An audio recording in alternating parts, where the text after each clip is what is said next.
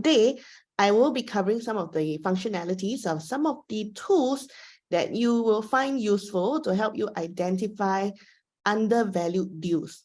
Okay, and of course, some of the tools would also help you to identify properties that you, okay, based on your own perception, is a good deal. Okay, so based on all the things that are important to you. Okay, so before I get started, as usual, quick disclaimer. Okay, and so EdgeProp is not a real estate agent, agency, developer, and consultancy. Okay, and quick poll over here. So let's get a little feel on the ground. What do you think is a better buy, or which would you rather buy? Okay, so I'll let start the poll for you guys, and let's see the thoughts on the ground. Which do you think is a better buy? Would you rather buy a $1 million HDB in a prime location, or would you think, or do you think that buying a freehold condo, maybe around 1,001 per square foot, would be a better buy? Okay, so let's hear from you guys. What do you guys think? Okay, of course, eligibility is not supposed to be a concern here, because I understand that some of you guys will not be able to buy a HDB. Okay.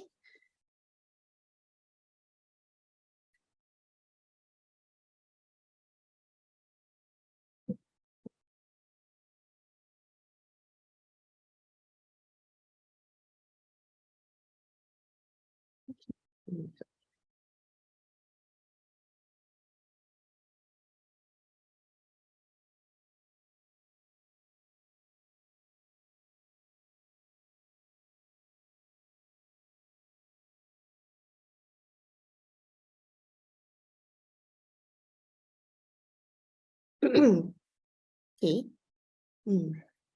Not sure why I'm not able to see the poll results. Maybe you guys can put it inside the chat, that's fine. Quick question, what do y'all think? Is it more of the HDB or more of the freehold condo? Okay, I have Margaret who says freehold condo. 2. David, freehold. Stella, freehold condo. Okay. Victor, freehold. Joyce, freehold. And then we have Ronnie, HDB. Rajesh, freehold. Felicia, HDB. Freehold. Miss Ang, okay. It seems like more of you guys actually think it is the freehold, but we also have a handful of you guys who actually think that the HDB is a better buy. Okay, so what does this poll actually tell us is that everyone is different. Okay, we actually look at it differently. Okay, simply because we value different things. So in this little quick poll, okay, so Gary actually has the result. 69% of you guys think that it is the freehold condo, and 31% of you guys actually think that you would rather buy the HDB, premium HDB. Okay. Okay, so good to know. So what we can derive from here is really that all of you guys think differently. Okay, or while we may have one with more people looking at it, but different people value different factors. Okay, so for those of you who selected the HDB, I believe what you are looking at would be location. Okay, you would also be looking at things like the size. Okay, maybe size is important to you because probably the HDB would be a bigger size. Okay, and then so connectivity, that would be something, or maybe you're looking at something a bit newer. Okay, so for those of you who selected the freehold property, you are looking at the property type, okay, being a condo, so the type is supposedly a better property type, and you're looking at the tenure, okay, and location is not so important to you. Okay, so what does this tell us is that if you look at if we look at the topic for today, what is undervalued? Okay, by definition, by dictionary definition, it is something that is below the real worth. And just to highlight that undervalued does not necessarily mean the cheapest. Okay, so that's one. And then, so if we want to determine the real worth, okay, we are looking at two things. One is how the market perceives, okay, So if you go to the valuation company or you go to your bank, how do they perceive the value? And of course, on the other hand, how you as the buyer actually perceive the real worth. Okay, because some of you, like just now when we did the poll, some of you value the property type more than the location, okay, or you prefer the a freehold tenure over the leasehold tenure. Okay, so an example I've put inside the slide is the market perceives higher floor is worth more, but some of you may prefer to stay on a lower floor. So, and that's a good thing because you probably pay slightly lesser because the market perceives that higher floor is naturally worth more. Okay. So like there's so many factors, and these are actually some of the factors that affect the value of the property. Okay, past transaction prices, the quality of the project or the property, be it the workmanship, the materials that's used, the developer's reputation or track record. Some of it we mentioned, the tenure, age is also a factor, the location, the facing. Okay, some of you prefer like north-south facing, no west sun, okay, no morning sun, west sun. Okay, and that's quite different also because if you compare to overseas, right? Certain countries that are very cold, they would prefer the west sun. Okay, so Singapore context is quite different. And then which floor, okay, as well as the property type. So there's even more, okay, some are more specific to your own preference, okay, and all these would affect the value of the property. So today we are going to cover some of the tools that will help you to spot the undervalued deals. And of course, in addition to that, if let's say you need some form of a direction, which project should you be looking for, which area, what kind of size, okay, we have some tools that can guide you in that direction. Okay, so we start off with Edge fair value. Okay, so let me just bring you to the website. Okay, that is where you can find Edge fair value. Oops, sorry. Let me share.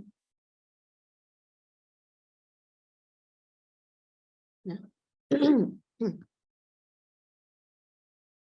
Oh, sorry, actually it's the same window. Need to close this first. Here. Okay. So this is EdgeProp.sg. Of course, if you wish to access the Edge fair value tool, you can also access that in the consumer app, okay, EdgeProp consumer app. Okay, so here you go. You need to go to analytics, and it is on the left-hand side. So Edge fair value is a free tool that all of you can use. Okay, and basically what it does is to tell you the valuation of a particular property that you are looking at.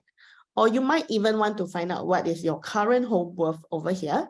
Okay, so you can see that you can find the valuation for all the property types, HDB, condo, landed, commercial, and industrial.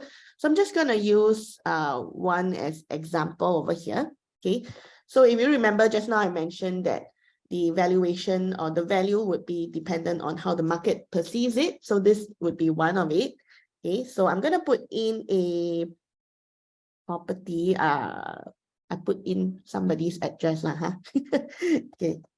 Okay, so you just need to type in the project name. Let's say you're looking at a condominium. Put in the block number, the address, okay. And then if the unit was ever transacted before, we will have the floor area already for you, and whether is it for sale or for rent. So now we're just looking at the valuation for sale. Okay.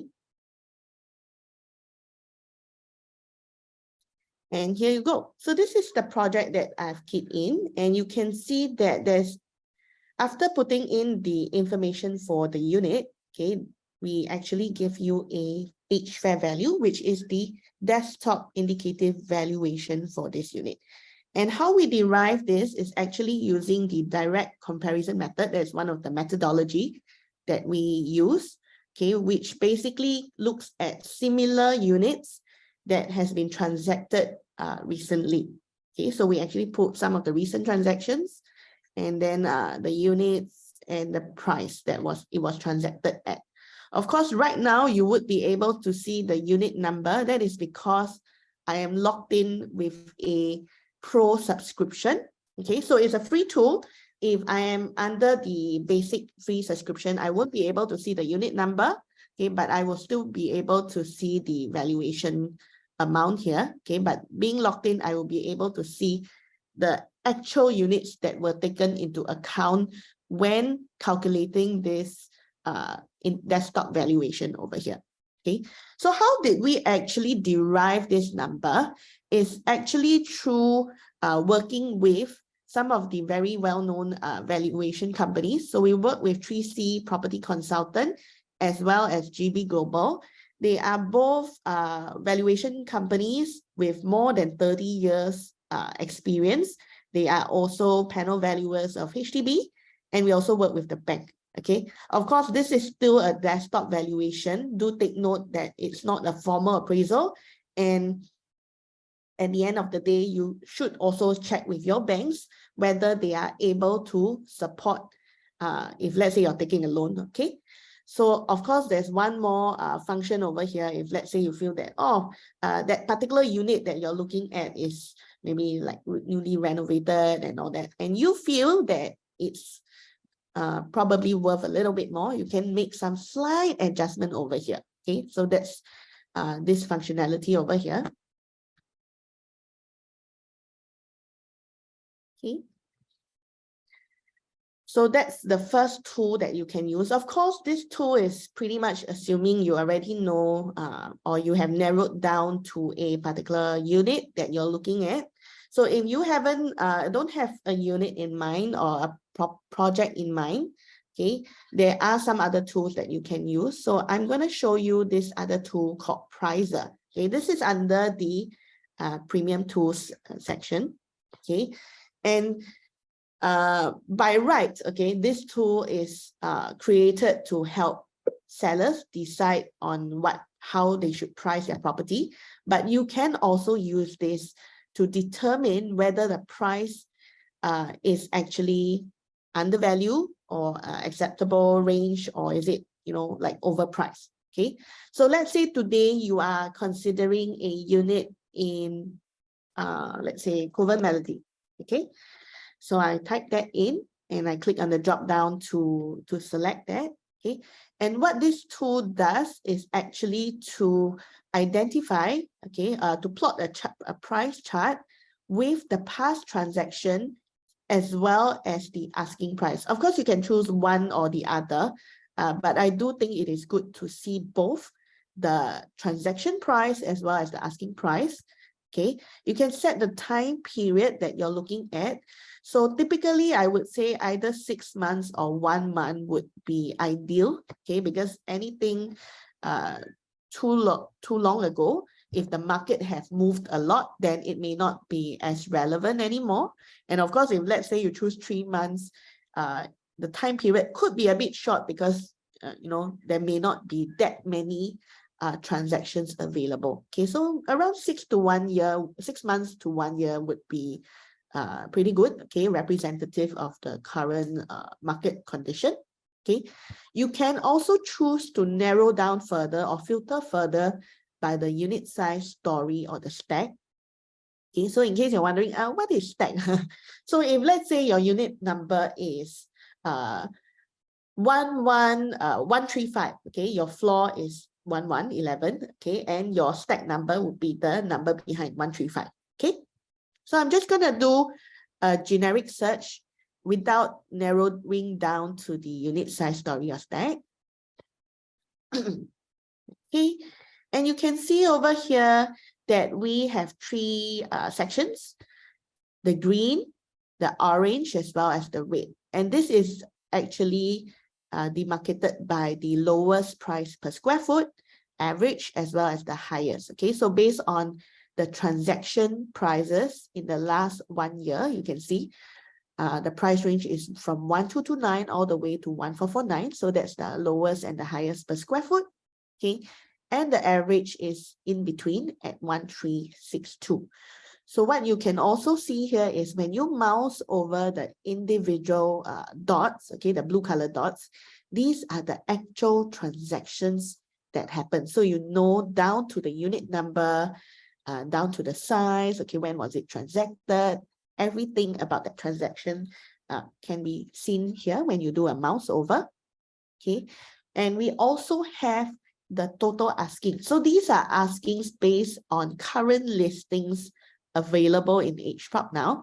And naturally, okay, in most cases, the asking would be slightly higher than the transaction price. Okay, why? Because typically when sellers prices a unit, they would want to buffer a little bit on the possibility of a negotiation, right? So typically it will be slightly higher than the transaction.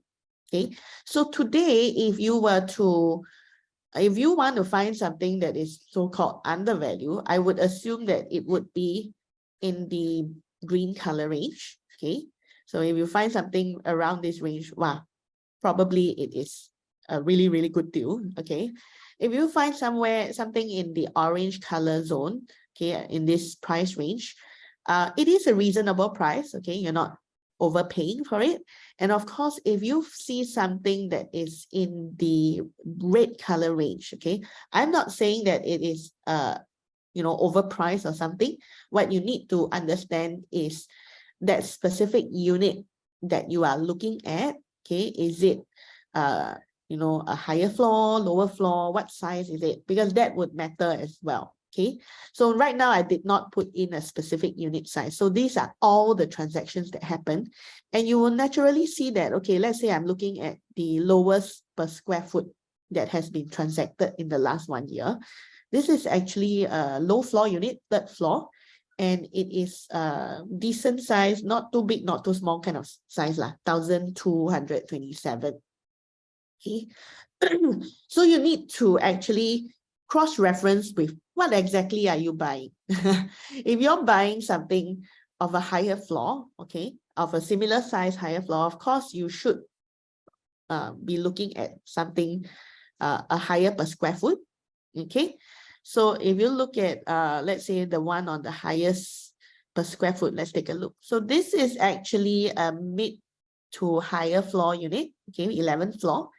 And the size is smaller, okay, at 904 square feet, okay, compared to just now 1,002 plus, okay, and the upper limit range is at 1,449. Okay, so you can see where your unit stands. Now, one of the functionality over here is you can actually tap on the chart to create this green color line, and you can position the price of the unit that you're looking at versus what has been transacted.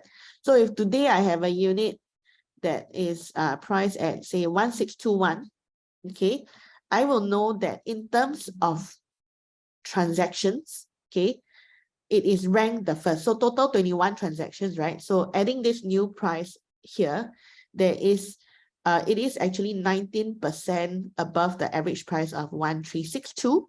And in terms of ranking wise, okay, there's no other price higher than this. So it's actually higher than the 1,449 that was the past record. Okay, in terms of asking, okay, it is still not so bad because it's ranked somewhere in the middle. Okay, so there are units that are more expensive and there are also units that are cheaper.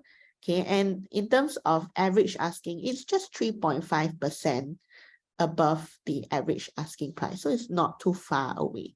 Okay, so from here, by inputting the position, this would give you a better idea on whether this is a good deal or not. Okay, so of course if you narrow down, you already know that specific size that you're looking at, specific story and stack, you can put it in, okay, over here, and we will only just compare with those that meet your requirements. Okay, of course, do take note that if that particular project doesn't have that many transactions, then you may not have so many data points to compare with. Okay, so pros and cons of adding the filters over here. Okay, so sorry. So this is pricer for you. Okay, so next thing that I'd like to share with you guys would be shortlist. So I'm going to analytics and shortlist projects and transactions. So I remember just now when we were looking, if you remember the poll that we did earlier, okay, this is, if let's say you don't have a project in mind, okay, this is where you can start off first. So let's say I'd like to find freehold condos below 1,001. Okay, I can do that. If I like to find where are the $1 million HDB transactions, I can do that. These are actually some of the preset filters that we have put in, so you can actually play around with this. Of course, if you wish to find some other things, okay, specific to your own needs, you can fill in the table accordingly. Okay, so you can even find properties with the best rental yield and all that. So these are just some common search that has been done. Okay, so let's say I'd like to find the projects, okay, the condo projects that is kept at 1,001. Okay, so I'll use this and then I'll just make an adjustment over here. Oops, okay. So what I do is I'm looking for projects, okay, and I can change the time period. So let's say I'd like to base on the performance of the properties that has happened in the last 12 months. I can do that. So similarly, like Pricer, I will choose either 6 or 12 months. Anything too long ago, if the market has moved quite a bit, it may not be as representative anymore. Okay, so I can look for all property types, not necessarily apartment, condo. I can search for HDB, landed, commercial, and industrial. Okay, so let's say I'm looking for an apartment condo. Okay, I can even narrow down to the subtype and whether do I only want properties that has new sale or resale. I can do that. Okay, and I can put in the budget that I'm looking at. So right now I'm looking at freehold capped at 1,000. Okay, and I can search by the area that I'm looking at. So you can go by district, planning area, planning region, or region. So by default, it would be by district, and you can see it's whole of Singapore. So if you're narrowing down to a location, you can do that. Okay, or let's say you want to do by planning area. Okay, so planning area looks like that. Region would be on central, east, northeast, north. And then we also have the CCR, RCR, and OCR. Okay, so a few ways for you to filter the area. So I'm just going to do district. So let's say, let's look at the whole of Singapore lah, since this is freehold with a cap of 1,000 per square foot. Okay, so shouldn't be too many. Okay, and then over here we have this rank by.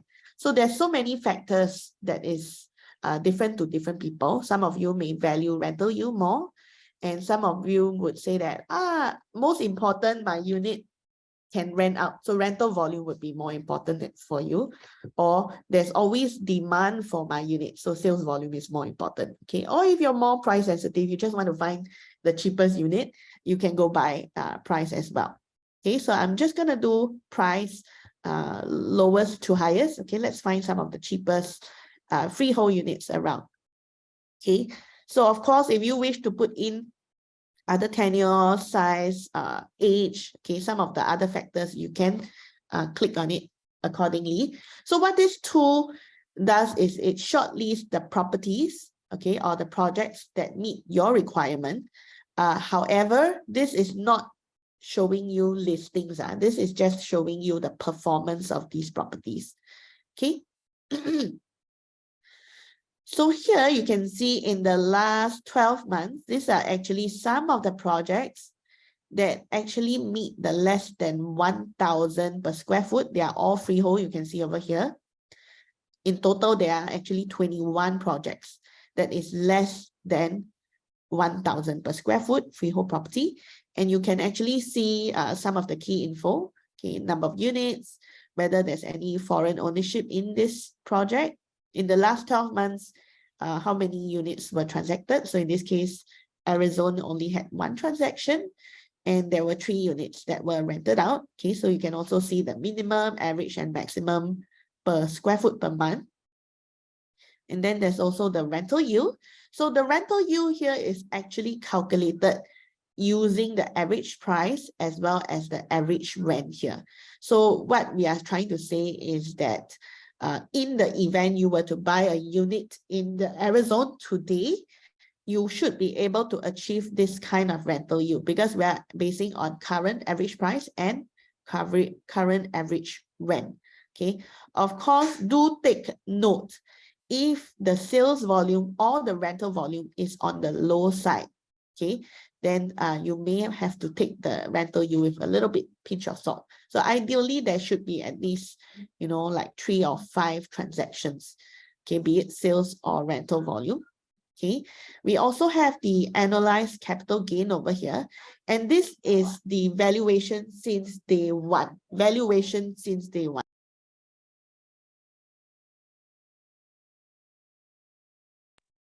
Okay, so in this case, this project was completed in 2010. So let's say we assume they took, say, 3 years, okay, since launch. So the very first transaction would have happened in 2007. Okay, so we take the transactions that happened in 2007, maybe like the first quarter of since it was launched versus the current quarter to calculate this. Okay, so this is the annualized gain since 2007. Okay, and we also show you the profitable and unprofitable unit. So in this year, there's only 1 unit that was transacted. Okay, so profitable out of these 2 is 1. Okay, so this 1 transaction was profitable. So therefore, the total percentage of profitable transactions is 100. Okay, so that's how you look at it. So from here, depending on the search filters that you have put in, sometimes there may be a lot of results. Of course, this is a tough one over here, freehold less than 1,000. So there's only like 21. Okay, but if you put in certain filters, okay, requirements that you have, we can actually show you up to 500 projects at one time. Okay, so that's a lot of information to digest. So all these headers here, you can actually click on it to do the filter. So right now it is ranked by the average price, lowest to highest. You can also do a rank by rental yield if you wish to. Okay, so depending on what is important to you. Okay, or I wish to find out which one has the highest capital gain. Okay, so you can do that as well. Okay. So another tool that we have is actually called research. So you see over here, maybe you're not so familiar with what are the projects in the area. So, but once you have, like narrowed down to the 1 or 2 projects and you like to know a little bit more, that's when research comes in. You can either click on the shortcut over here by clicking on the project name, or you can actually go to analytics, research over here. And that will bring you to the home report or the property report specific to that particular project. So you can select the property type and you type in the project that you're looking at, or you can even search, take a look at the directory over here with all the different project names. Okay, so let's say I'm looking at Jadescape. So I just type in a project here. There'll be a drop down, click on the drop down and do a search. Okay. So you can see that there's a range of information available, okay, quite a lot over here. Floor plan, size distribution, transactions, rental, surrounding comparison, okay, and then of course some other info. So if you want to, like drill down to that, but all the information available for that particular project, this is where you should go to. So I'm just going to do a quick scroll so you can see the project fact sheet, facilities, description, nearby amenities. Okay, so you can toggle.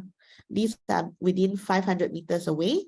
Okay, you can find floor plans here. Okay, we have actually about 80% of the condo floor plans in the area. Okay, for the project. And you can even find some of the floor plans for some of the really old projects. So you can always try to see if we have it in our database. We have size distribution, unit mix, sales transactions. So these are all the sales transactions. Of course, do take note over here. So if you're on the basics account, okay, the free basic account, you won't be able to see the unit number. But if you actually subscribe to the Pro Tools subscription, okay, then you will be able to see all the transactions since day one or as early as 1995 and together with the unit number. Okay, if you're on the basic account, then you will be able to see the last 10 transactions without the unit number. Okay, so main difference over here. And we also identify the units that are profitable, unprofitable, or aborted units as well. Okay, current asking prices, developer sales info, trends, volume, rental. So quite a bit of info over here that you can play around with.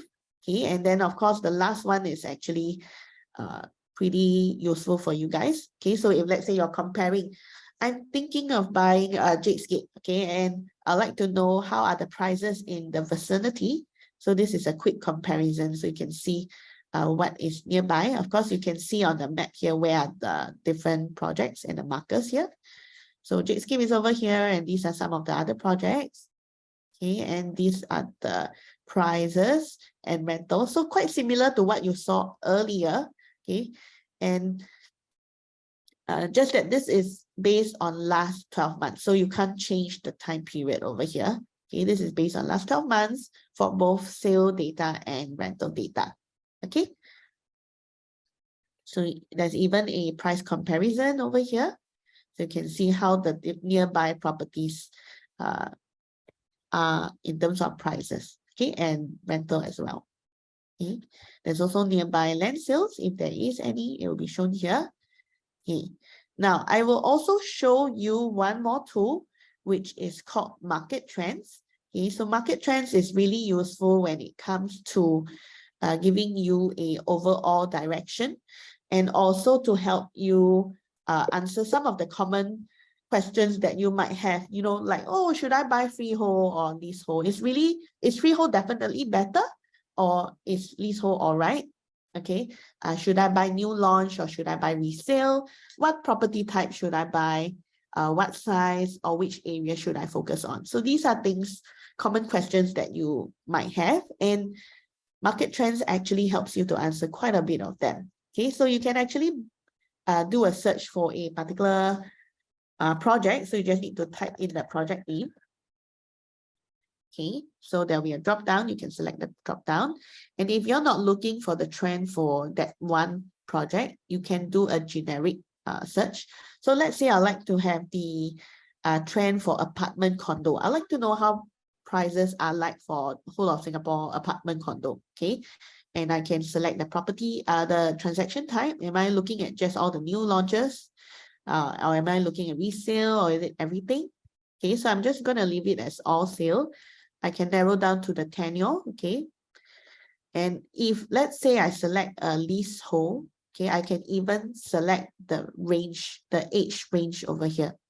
Okay, so because the performance of a property that is less than 10 years may be different from one that is 50 years old, okay? So that's one. So I'm just going to keep it as all tenure for now. And oh, actually, I can just leave this empty lah. Okay, all tenure by default. I can narrow down to the size that I'm looking at. Should I buy a 1-bedroom or should I consider a 2-bedroom? Okay, so you can see the trend for that 1-bedroom or 2-bedroom. So I'm just gonna do everything for now. Okay, and same thing, you can select the district, you can select the region or the planning area. Okay, so I'm gonna keep it empty, you know, generic for now, just apartment condos, whole of Singapore, all transaction types, all tenures, all sizes.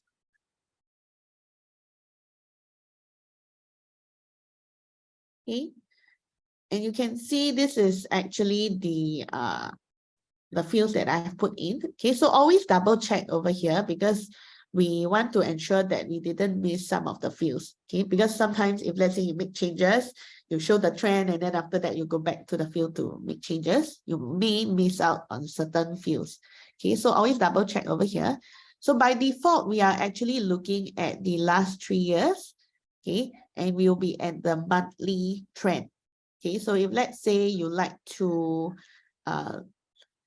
look at a different time period, you can always move the slider. Okay, so the front and the back slider, we go as early as January 1995 all the way to today. Okay, so if I move the slider, you can also see that the bar chart moves. Okay, the trend changes, becoming a bit fatter as we shorten the time period that we're looking at. Okay, so by default it's monthly. So if you like to see a month-to-month change, you can use the monthly trend. However, I generally recommend to use the quarterly or the yearly because it's not so it doesn't fluctuate as much. Okay, because we actually combine the months into quarters or the quarters into years. So you can see that the average price over here, this orange line over here, is smoother, okay, when you move from monthly all the way to yearly. Okay, of course, if let's say what you're looking at is the month-to-month change, then use monthly. If not, use quarterly or yearly for a more representative of, for a result that's more representative of how the market truly is moving. Okay, so you can see here, I'm just going to use yearly as example. Let's say we look at last 20 years. Okay, sorry, last 10 years. Okay, last 10 years. Okay, 2013 all the way to 2023. We can see that in the last 10 years for apartment condo, prices have increased from an average of 1381 all the way to now we are looking at about 1997. Okay, of course 2023 is not over yet, but as of all the transactions that we have since January, so prices have increased at 45% since 2013 to 2023. Now if you like to see a time period, the price growth, okay, so this 45% is point A to point B over here. So if I like to know the price growth since, let's say, COVID, okay, so what I can do is there's this pencil tool here. There's an average. Let's say I want to know the price growth, right? So average price. So there's a pencil over here, and I'm going to click on the point on 2022, and then I click on 2023. So I know that in the last 2-3 years, okay, since COVID kicked in, prices have increased by 25%.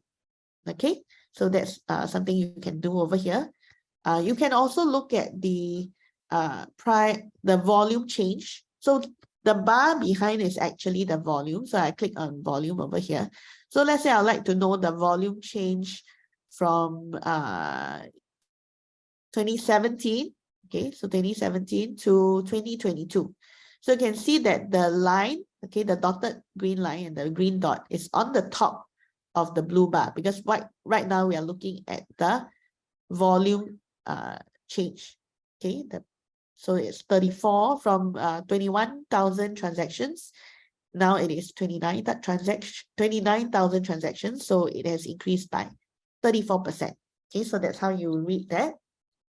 Okay, so by going through this, you have an idea how prices have moved and volume has moved. So remember just now I mentioned that there's actually a lot of filters that you can play around with. Now, if you like to answer some of the common questions that you might have, you can actually do a comparison here.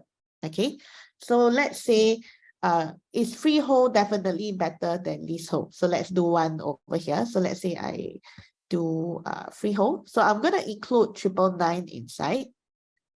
Okay, and I compare with 999. Okay, so let's see whether which is performing better. So maybe you guys can put inside the chat, okay, what do you think before I actually show the results? Okay, so I'm going to compare freehold versus leasehold. So just take a look at the results and what I'm comparing with. So apartment condo, see? So I need to put this apartment condo. Okay, so I'm comparing apartment condo, all sizes, all sale type, freehold 999 versus 99. Which do you think is a better buy? Okay, so this is one that you can do, and let's take a look. Yeah, so I'm going to use yearly. And let's look at the last 10 years, same, okay. So if you look over here in the last 10 years, actually freehold and leasehold are performing, I would say, pretty much equally well. 42% growth for the freehold and 45% growth for the leasehold. Okay, so they're actually very, very close. So if you're wondering, hey, which is better, seems like it's not too far apart. Of course, there are many, many other factors at play, and you can always play around with the other fields to see whether by changing the time period, the property type, the location, or the size, does it change or not? Okay, so you can play around with all the other fields, and you can also, try out other common questions that you might have. Oh, should I buy new launch? Should I buy resale? What size and all that? Okay, so my time is pretty much up, so I'll just show you guys a quick promo that we are having today. Okay, so if let's say you are keen to, use the Pro Tools features that is available, okay, you can actually do so today. If you sign up, you'll be able to get a better deal lah. All right, and we're back. Now we're back. We're going to answer some of the questions that many people have raised. I'm going to invite all our panelists back, Bernard, Melody, Tracy. We're going to try to answer as many as we can. And I think first off, a lot of people have questions about the cooling measures. Let's start with Bernard. Let's have a quick discussion about what it means on the new launch prices. And Tracy, maybe you can jump in as well. A lot of people are concerned that what will this mean for new launch prices going forward and for the prices of developments that have already launched in the market. Bernard, what do you think? Okay, thanks Timothy for the question. It's a loaded question, and it could be a double-edged question, but I think, as I mentioned in my presentation, I think you have to look at the market now from a CCR perspective, and CCR projects tend to get more foreign buyers, right?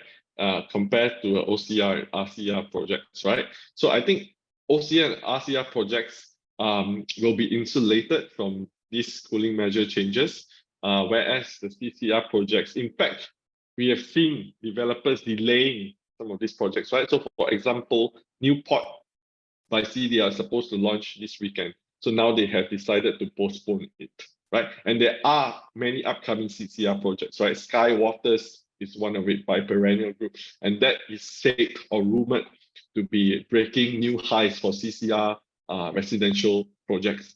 So I think some of these projects, yes, they will be impacted, which in turn may benefit some of the RCR and OCR projects. So that is my view on this. I don't know, Tracy, what do you think? Actually, I also totally agree with you. Especially, I think now, but honestly, I don't think that the impact will be so great, but it's more of a sentiment kind of thing, because we do see that the number of foreigners buying, even at a 30% ABSD, is also not as many, to be honest. And especially in the OCR and RCR, majority are still locals. Yeah, but I think it might affect a little as from the 17 to 20, it might deter, or we might take a bit longer to make decision whether to go in now. Or I also think that there might be some people who are waiting to see how it moves. Yeah. But generally, if you really ask me, I don't think there will be really a direct impact, but it's really more on sentiment kind of feel that. Yeah. And in fact, as we speak, there is this launch that is happening at Blossoms by the Park. So I guess the results of that will really show us what are people feeling about RCR and OCR projects, right, going forward. So I think it remains to be seen. So stay tuned for the news from that as well. For the both of you, do you think that there'll be some trickle-down effect? Because we know that the latest measures really target the top 10%, the really luxury properties, mostly in the CCR. Some people in the Q&A have asked, do you think there'll be some trickle-down effect as a result of it depressing prices in the luxury condos, will that trickle down into a price depression for the more mass market condos? Not maybe immediately, but maybe in the next few months, next few years. Is that kind of thing we're looking at?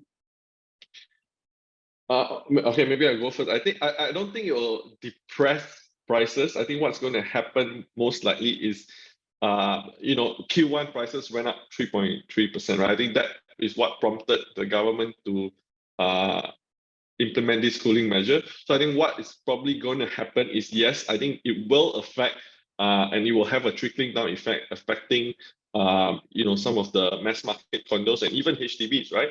So what we probably likely to see, like what Tracy said, is that people will hold back, and see what's going to happen, and then maybe take a step back and reevaluate their options. So that is going to moderate prices. I don't think owners are now going to start like slashing prices, or developers are going to start slashing prices. I don't think we are going to see that. And if that is not happening, I don't think prices are going to drop. So what I think most likely will happen is prices will stabilize instead of going up or dropping. That is my view on this. Yeah, because I think what the government is trying to do is just to normalize the market. What we see in the last year is really not so normal to be having like projects sold like 80%, 70%. Actually, that's not normal within the so long period that I've been in the real estate market, like 30 to 40% or 20%. That is actually kind of quite normal. Yeah. So I think what government is just wanting to do is to normalize the market, not to kill the market. That's where I think people have to understand it, because the last 1-2 years is not really that normal. Yeah. Of course, I think it's important that we do mention that we don't really know for 100% certain. The government has come out with a statement saying why they feel, or trying to justify why they feel this is timely, and as one minister said in the doorstop the other day, is more of a preemptive measure, right? A lot of this measure is to preempt what they feel will be a more hot market going ahead. Okay, I want to keep going. I think it's also important to talk about what we're seeing. The meat of our discussion this morning is really about the Tanah Merah and Bedok areas. We'll go back to some cooling measure questions later, but for Bernard, I think some of the people have asked about what the transformation that they're seeing. Firstly about you talk a lot about the Paya Lebar airbase being relocated, and what can you tell us about what this means for the height restrictions in place for some of the areas? And will we see some of the manufacturing areas? There are some manufacturing areas in the Bedok area. Could we see that make way for some residential in the future, for future master plans?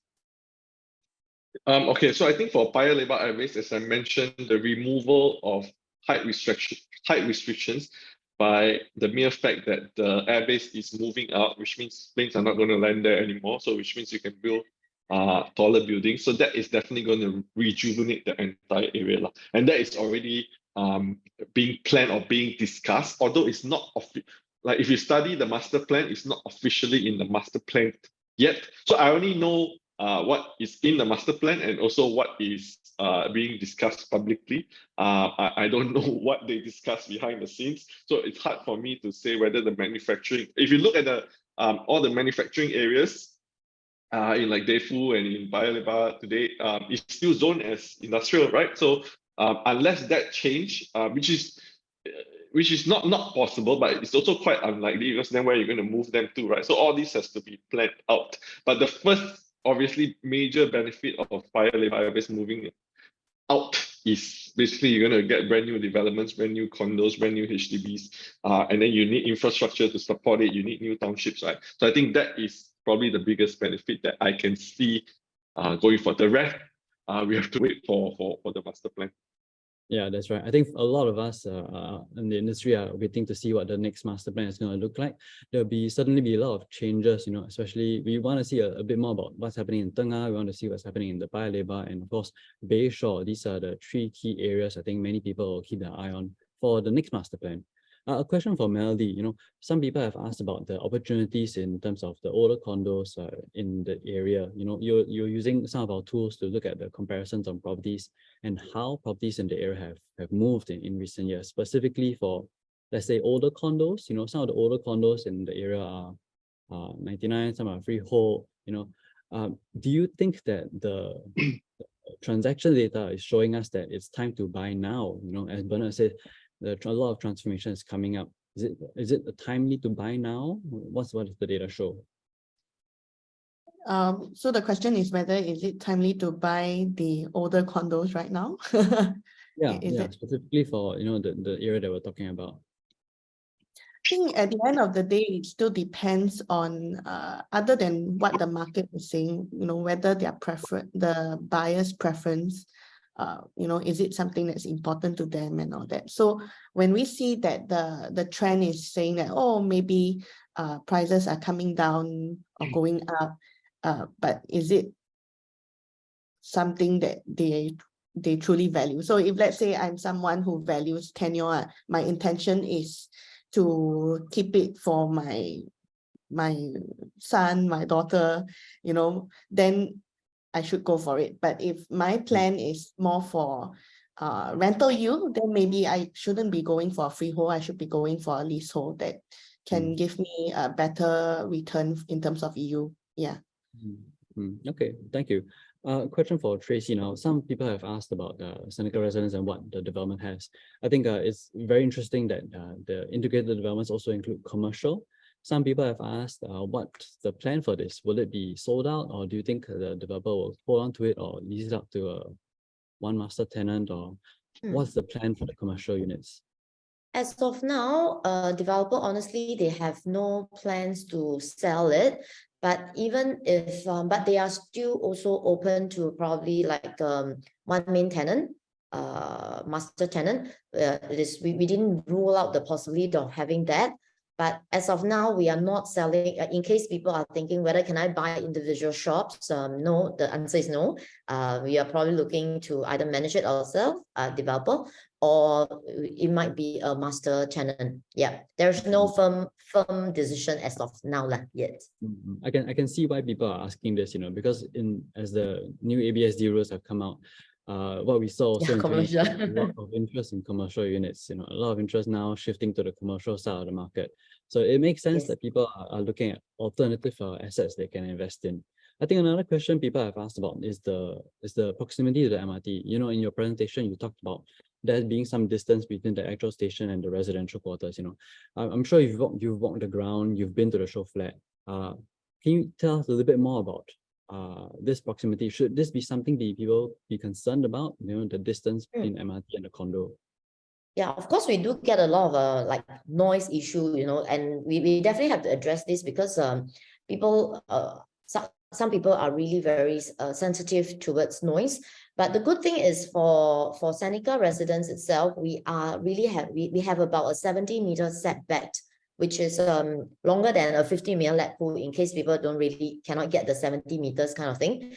And if you go to the ground, we are usually where we are starting is actually what most of the development around there is their second block. So we actually our building actually starts further away.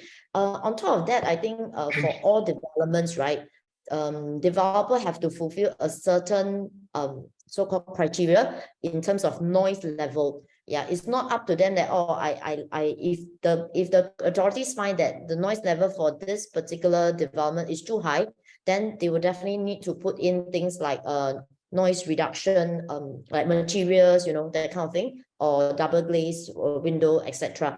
But for Seneca itself, we have gone through so-called the authorities that came, and we definitely, it's within the range. There's no need for us to do extra, but not to worry. In the event just before TOP and the authorities come in and say that, oh, there is we don't pass this or whatsoever, definitely developer will do something about it. Yeah, so I don't think that is a major concern. Yeah. But having said that, I think noise is something very subjective.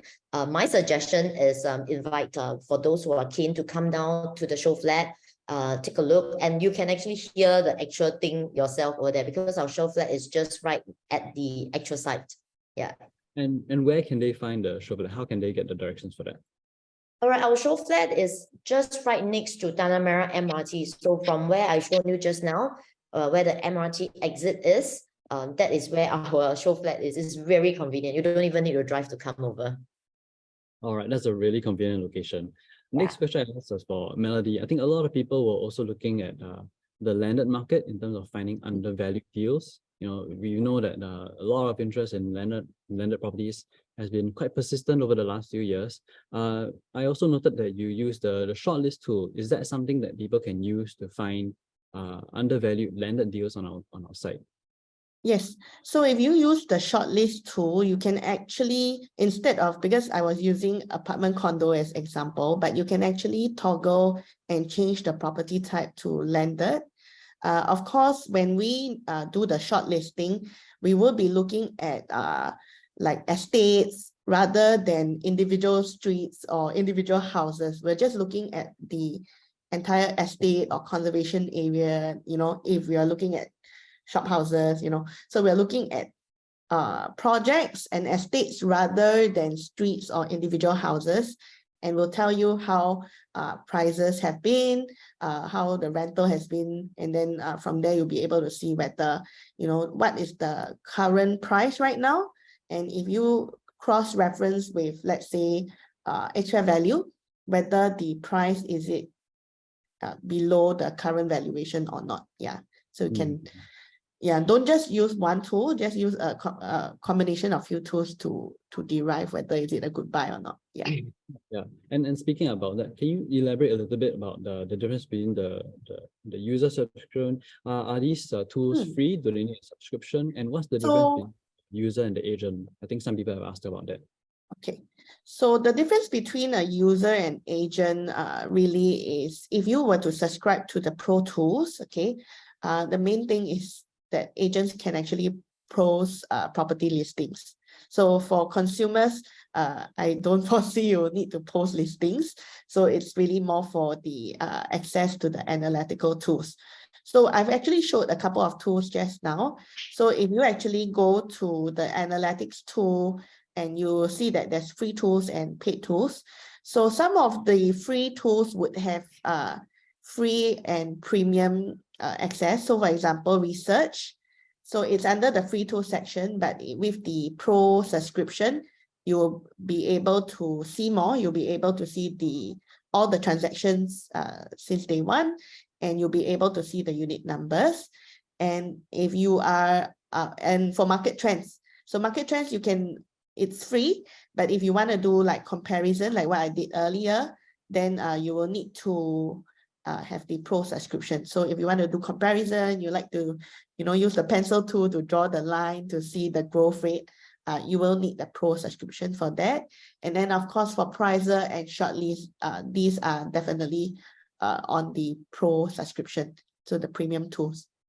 Okay, we've also had some interest in our valuation. I think some people were quite interested in how we use the valuation tools. And there was a query about whether they can use that for their bank loans. Does that apply, or would they need to go to a bank for that? Okay, so definitely you can use it as a indicative, before you even go to the bank. But at the end of the day, once you have firmed down on it, but narrowed down to that particular unit that you're looking at, and you're looking to take a bank loan, you will still need to check with the bank whether they are able to match the price that you are, looking at, and whether they are able to match the valuation. And I think a lot of people will have specific questions about how they can find specific things, such as landed properties. Some are interested in key units. Some are looking at the more filtered comparisons on how they can find like penthouses, such other things. Which tool do you think would best be for this kind of search? So in terms of dual key, unfortunately, we don't have that function that can narrow down to dual keys. And if you're looking at penthouses, you can't say that, oh, I just want to select penthouses. But what you can do is to zoom in on the size. So naturally, I saw one of the questions was like, oh, comparing a 2-bedroom versus a penthouse 2-bedroom. So by putting in the size that we're looking at, we'll be more likely be able to identify, say, the penthouse as compared to the normal 2-bedroom. Okay.